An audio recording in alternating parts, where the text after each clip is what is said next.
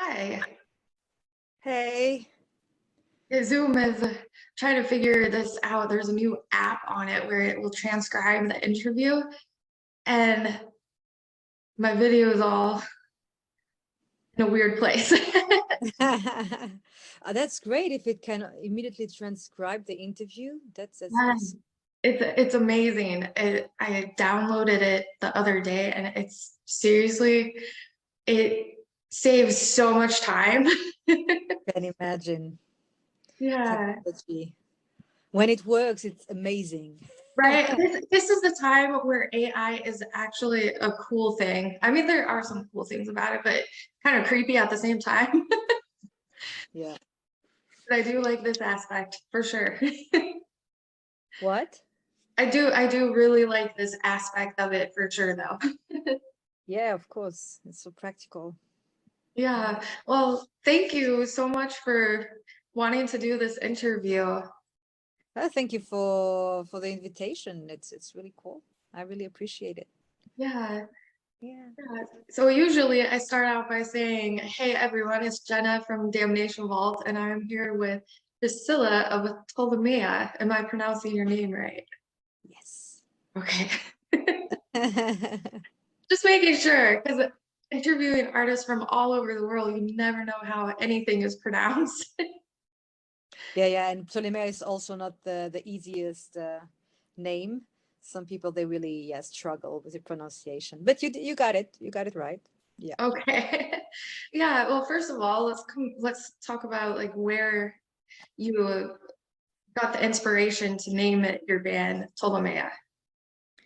It's actually when I was looking for a name for the band, I wanted something that was related to the universe. And so I spent some hours on Google, and then I found the name Claudius Ptolemaeus, and he was an astrophysicist. And he worked in several theories. He also numerized music, so all the intervals that we have today in music, it was the one who founded it, and so he worked in this theory which is called the music of the spheres, and they actually calculated the distance of the planets in the universe with musical intervals. And I just loved the idea, and I thought, okay, I'm just going to take his family name and put an A at the end to have that feminine side. And yeah, and that's Okay. where the name comes from. That is beautiful. Music is so amazing. It's the universal language. It really is.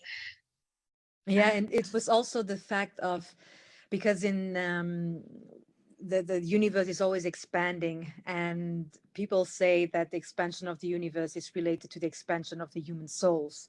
And since Ptolemea is also like about working on yourself spiritually and to evolve as a human being, so I also like that connection there. Yeah. Yeah. Yeah. How did Ptolemaea come together and form? Like, you mean the lineup? Yes. And why did you want to begin a band? Well, I started writing songs. Actually, I started doing music quite late at the age of 25, 26, and I was just focused on like training my skills about singing, about playing guitar. And I was not really focused on, okay, I have to write songs. But then one day, a friend of mine just asked me, yeah, would you like to write a song for one of my events, blah, blah, blah, like a singer-songwriter thing. And I was like, okay, I'm gonna try. And I really I really felt great. Like it really did. It was like a revelation for me writing a song and just express myself in that way. And so I started writing songs, and then I had my five first songs, and I thought, okay, the next logical step is to create a band and to bring a CD out. And so I asked to a few friends of mine who were musicians. They are actually jazz musicians, and they were super kind and super nice, and they really helped me a lot to go on in studio and record the songs.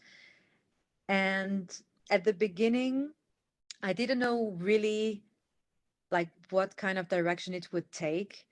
And I just knew that I wanted electric violin in it. And so I asked Christoph Reitz, he's a violin player, and so we tried it that way. And then the jazz musicians were very, very busy, and so I had to find other musicians. And so I asked to people I did music with in another hard rock band, and it fitted well. It was better because the sound was also the way I wanted it. It was a little bit more heavy. For It was like more heavy when we were playing live as well. So the attitude and everything was different, of course.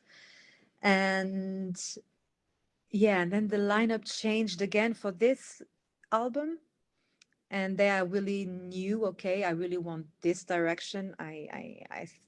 I'm pretty like I'm happy with the shape the sound took for this debut album, and I think we are going to go in this direction as well. And so I really wanted to keep the drummer because he's a machine. He's like amazing, and also as a human being, he's just so great. And Remo Cavallini on guitar. He was actually a guest for the first EP, and he in Luxembourg. He's like one of the best guitar players we have in blues. He's very known like as a blues guitar player. And but he's also open for experimenting stuff, and it was really funny uh, to see him like producing sound with his guitars that are not bluesy. And but it was fun, and he was open to it, so it was really cool. And then I also wanted to get rid of the electrical bass and have the sound of a Moog synthesizer. And I also wanted a female singer, a second female singer in the band.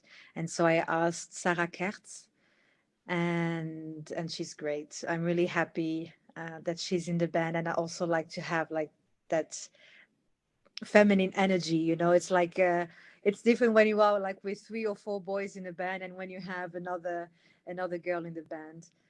And she's also in that like witchy stuff, and it's cool. I'm really happy that she's on board now. Yeah, so Oh, that's yeah. yeah. Oh, yeah, your album Balanced Darkness sounds amazing. Like it's truly captivating, and I think it's really cool because of the like earth, air, fire, and oh, what's earth, air, fire, and why am I blanking on uh, Water. water? Oh my gosh, yes. It's been a week. Um, it's truly amazing how you really incorporate like all of that into your music, and especially like with the message of what the album is about. It's of instead of like kind of fearing the darkness, more so embracing it. So, what was the inspiration behind wanting to create an album like this? Like, what was that thing that you were just like, okay, this is I have to write this. I have to write these songs now. um, the thing is, I didn't really plan that like that it would be about that theme, and that it would go in that direction. But then because I isolated myself for 1 week in a cabin in the woods, and I just took all my instruments, my computer, my microphone, and everything, and I started writing the songs, writing the lyrics, and then it just took shape.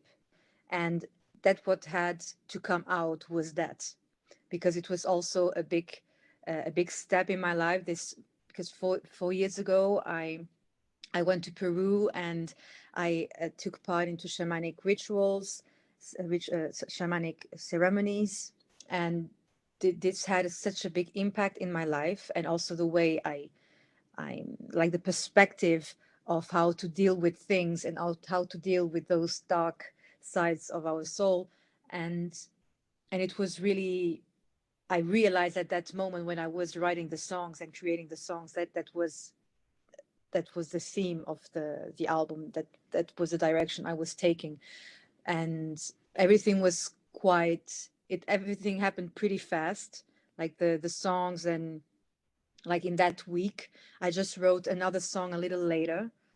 It was The Leap of Faith. This one I wrote a little later, but all the other songs were written in that week. And even the thing with with the elements, it also took shape later, because when I do a little rituals for myself, I always use the 4 elements and everything, but it was not really intentional or planned to use the 4 elements. But then when we were creating and brainstorming about the video clips, so we did the first one, it was in the woods, and then the second one I was like, okay, the second one has to be about fire, I feel fire. And then the third one, okay, I feel water, we have to go near the sea. And then we realized, but we are exploring the elements. And so it was really nice how everything just came together naturally. And yeah, and everything just made sense, so it was cool. Yeah. Is there a song that you feel like on the album that, truly embraces the message of the song? I know like all of them do, of course. Is there one though that like, really you feel represents the album as a whole?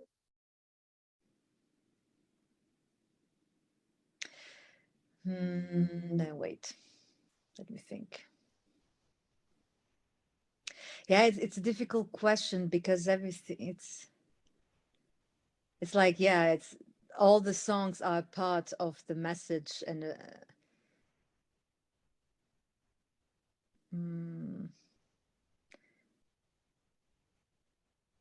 yeah, because like in my head, it's more kind of how that experience, like that shamanic experience, was for me, because for everyone it's different. But for me it was like, okay, because those shamanic ceremonies, they always start with the shaman singing, and that's why I also put the shamanic lullaby as the first song. And then so you have really like that, you just get into that mood, and then you have the atmospheric pressure drop. That's the moment where you really have the feeling that the pressure in the room is just dropping, that you are like going into another dimension. And you just realize, okay, the mountain of suppressed feelings that are just in front of me. And then you have those songs, it's Inspiration and My Darkest Creature, where no, I'm sorry. And then you have the fado, where you actually feel, okay, I'm in the right environment. There are people to help me, and I am strong enough. I have that fire in me to confront those suppressed emotion, those demons. And then you have the Inspiration, Universal Feedback, and My Darkest Creature, where you work on those like you are confronted to those fears, to all those emotions that you suppressed for years. And then you have Ease Your Mind. So it's like, okay, now it's time to cool down, to calm down, everything is okay. And then you have the Leap of Faith. So it's kind of the hope, you start to feel the hope.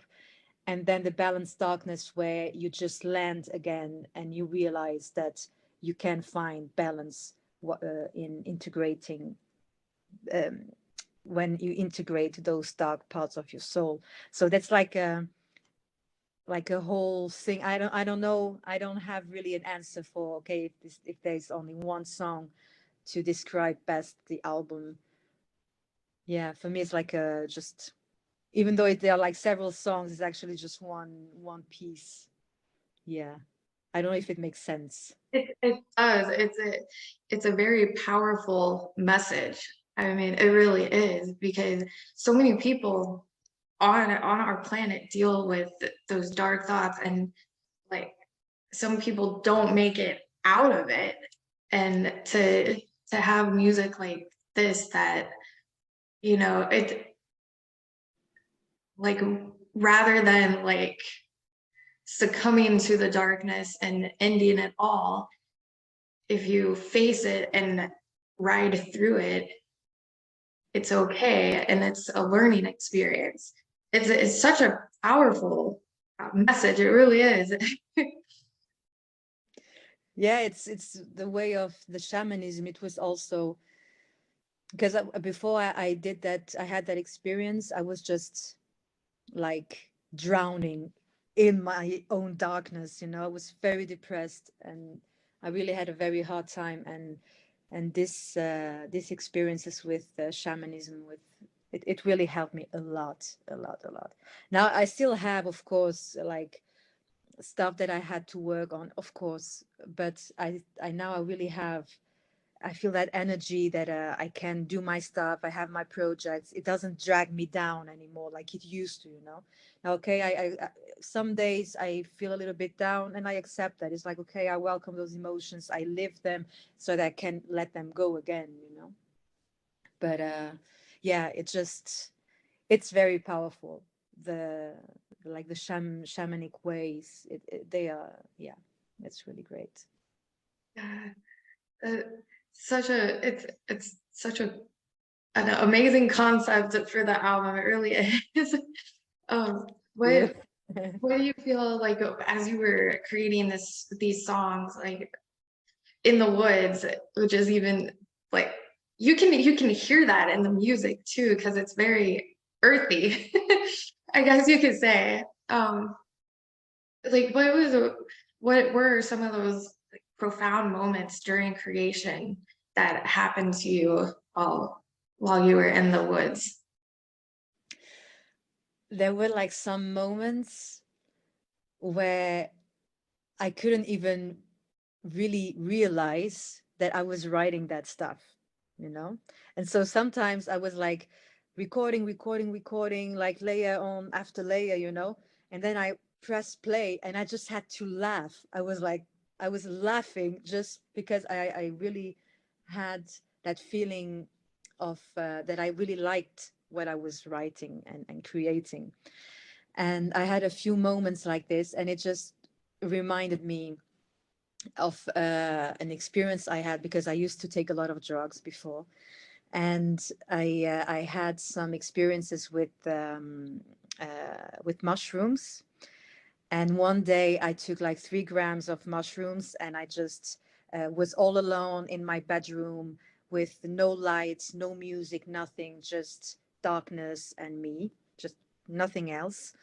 And it was the first time that I felt unconditional love from the universe. So when I was super high, and I really felt that connection with the universe. And I did that once, and I did that twice.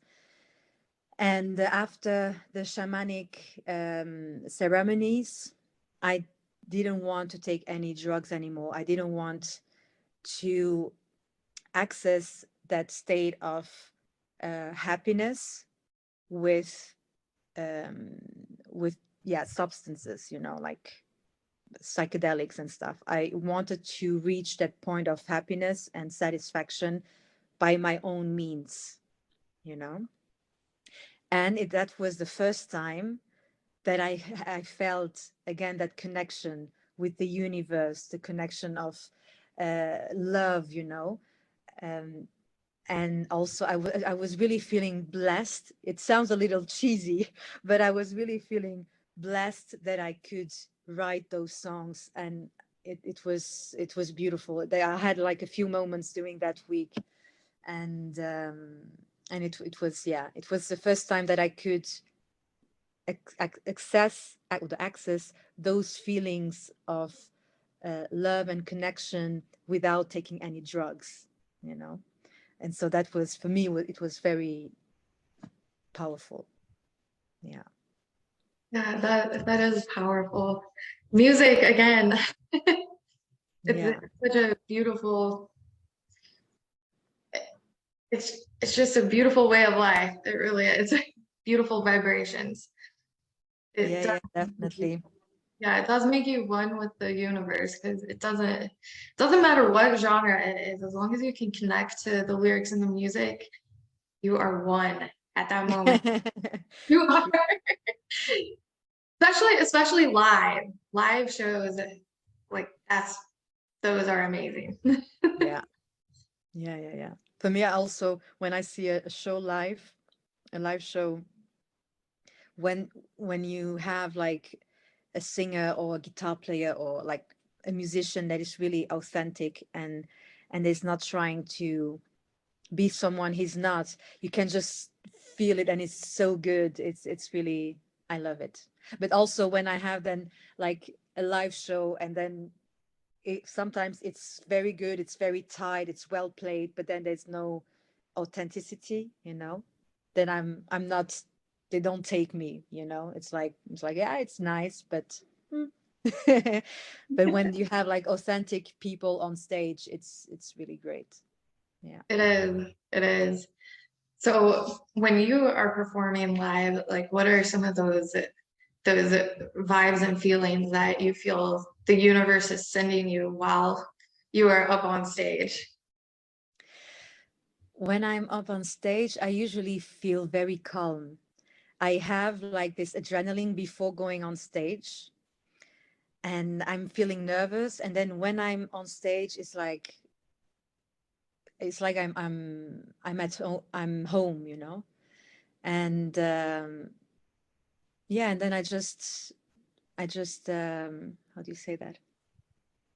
I enjoy that moment, and also like for this, I had the release show 2 weeks ago, and it was really beautiful, and people, they were just sending like I felt really the energy of the people, like with so much love, and sometimes it was so overwhelming that I really had to control myself not to cry on stage, like oh my god.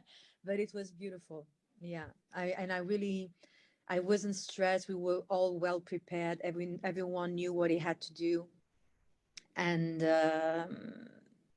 yeah, I could really enjoy it, and it was really cool. Yeah, and usually, yeah, it's a good moment. I had like a few times where I was very nervous, but then it was like also because of other things that were happening around that were like stressing me and blah blah blah. But I always try to ground myself before going on stage, and just to be in that moment and to enjoy. Yeah. Okay. And so since Balanced Darkness is your debut album, you do have some other songs that you've written. Like I saw on your YouTube page, there's a reggae song. Yeah. And a lot of your music, there's so many different elements to it. I mean, there's like that alternative rock sound, and then you have the reggae, and then you have like the folk. It's it's really cool. So how, like with Balanced Darkness, you feel like it embraces all sides of your musical personality, I guess you could see. I guess you could say. Yeah, I think that in like doing before Balanced Darkness, I was still looking for Ptolemea sound and my way of writing songs. And I like for the previous songs, I was trying unconsciously, I was trying to fit in a box. I was trying to sound like this band and this band, but it was not really me. Of course, there's a part of those bands in like in my songwriting, but it's not just that. And now I think that I found like the right direction. Like it's still room for improvement, of course, always, but that's like the right direction now, like the sound of the debut album. And the thing with the reggae song, it was funny because I just wanted to do like a little reggae version for the summer, and I just wanted to keep it like small, like how can I say that? Afterwards, like people, they really enjoyed it a lot. Like the reggae song was like, yeah, but that's not the direction that it's taking. No, no, no, no. So it was funny, but yeah, it's I like to play it during acoustic sets. I like to play that song. Yeah, yeah, but it's I think that everything, like all the previous CDs and singles, how do you say that? they contributed to the sound, how it evolved and how it became now, of course. Yeah. Okay. And another question is, being from Luxembourg and I'm in the United States, you don't hear about a lot of bands in Luxembourg out here anyway. Like, Yeah. so how do you feel like the culture of Luxembourg is portrayed through your music, if it is at all? Mm, I don't think that, like, I have more the connection with my, like for my for now the songwriting, I feel more connected to my Portuguese origins than to the fact that I was born in Luxembourg. Yeah, I because even the like the folk songs, the Luxembourgish folk songs, they kind of sound like the German folk songs. They are very similar, and yeah, like in my creation, I don't feel a big connection with Luxembourg. It's more with my Portuguese origins. Yeah, Okay. yeah. But of course, I'm still I'm grateful to have, because here it's a small country, so you have more also how do you say that, like helps, you know, from the Ministry of Culture and everything. And because here there's almost no music industry, so the government helps us to like to push the projects forward so we can export the projects, and still it's very difficult, very, very difficult. Oh, wow. Yeah, so it has like some advantages because we get help, but we don't have labels, we don't have, we have one booking agency and it just started like 2 years ago, you know, so it's everything super small. And there's like, yeah, a lot of people who want to create a music industry here, and we are all working together, you know, to push it and to do it, because you have a lot of good musicians here. And but it's hard, it's really hard to export projects. Yeah, you know, even like to for our neighbor neighbor countries, when they hear, ah, there's a Luxembourgish band who brings a CD out, even for them it's like, wow, Luxembourg, okay, that's so unexpected, you know, music from Luxembourg. It's like, okay, but here's, there are so many bands here, but it's just so tiny, and because we don't really have a music industry, then it just stays here, you know, Yeah. unfortunately. So when you have shows out there, like whether it's like your own show or going to a show, are they, I assume they are really small or what? Yeah,